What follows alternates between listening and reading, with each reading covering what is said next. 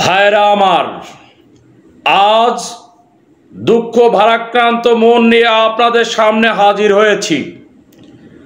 আপনারা অবশ্যই সবই জানেন এবং বোঝেন, বাংলাদেশ একটি স্বাধীন এবং সার্বভৌমত্ব রাষ্ট্র।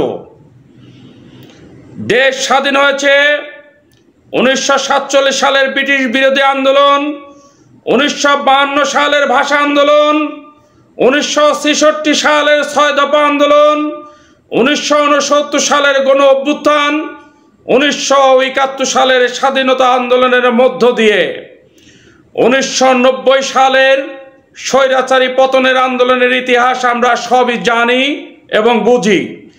এদেশে যত আন্দোলন হয়েছে তার মূল অবদান রয়েছে দেশের বহু বুদ্ধিজীবী, সুশীল সমাজ, শিক্ষার্থী, কৃষক, কামার কুমার, জেলে তাঁতি ও নিরীহ জনতার।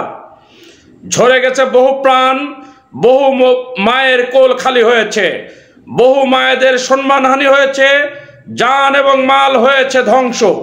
তারপরে ছিনিয়ে আনা হয়েছে স্বাধীনতা। সম্প্রতি 2024 সালে বাংলাদেশ সরকার চাকরির ক্ষেত্রে একটি কোঠা নির্ধারণ করে দেয়। সেই কোঠায় মুক্তিযোদ্ধা পরিবারের প্রাধান্য দেয় মেজরিটি পার্সেন্টেরও বেশি। ফলে দেশের কলেজ, ইউনিভার্সিটি, স্বায়ত্তশাসিত, সরকারি, আধা সরকারি পর্যায়ের শিক্ষা প্রতিষ্ঠান থেকে লাখ লাখ শিক্ষার্থীরা দল মত নির্বিশেষে কোঠা আন্দোলনের বিরুদ্ধে আন্দোলন গড়ে তোলে। এই আন্দোলনের শহীদ আবু সাঈদ সহ অনেক আন্দোলনকারী ও নিরীহ জনতা শহীদ হয়েছেন এবং শত শত শিক্ষার্থীরা আহত হয়ে চিকিৎসাধীন অবস্থায় রয়েছেন। আন্দোলনটি ছিল বেগবান।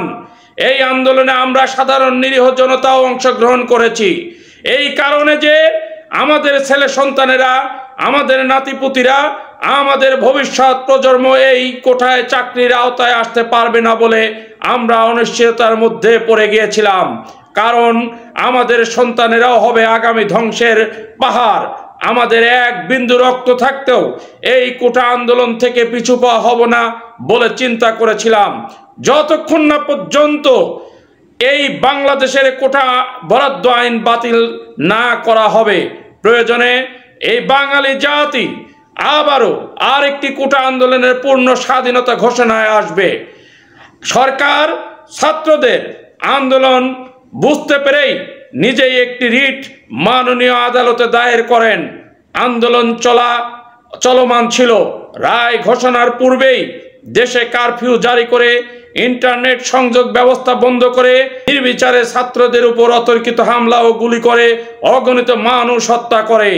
এই হত্যার দেশের বহু সুশীল সমাজের ছেলে সন্তানেরা সহ মেধাবী অনেক শিক্ষার্থী হত্যা হয়েছে। প্রাণ গিয়েছে সরকারি বাহিনীরও অনেকের, যা অতীতের সকল আন্দোলনের রেকর্ড ছেড়ে গিয়েছে। শুরু হলো গণগ্রেপ্তার, দায় চাপানো হলো বিরোধী দলের উপর, দেওয়া হলো অগণিত মামলা, মানুষ দিশেহারা, ঘর ছাড়া, গ্রাম ছাড়া, ছেলে সন্তান হারা। তারপরেও থেমে থাকেনি ছাত্রদের ন্যায্য দাবির আন্দোলন। হত্যার বিচার, ছাত্রদের আন্দোলনের জয় হবে ইনশাল্লাহ পাবনা থেকে। ধন্যবাদ সবাইকে।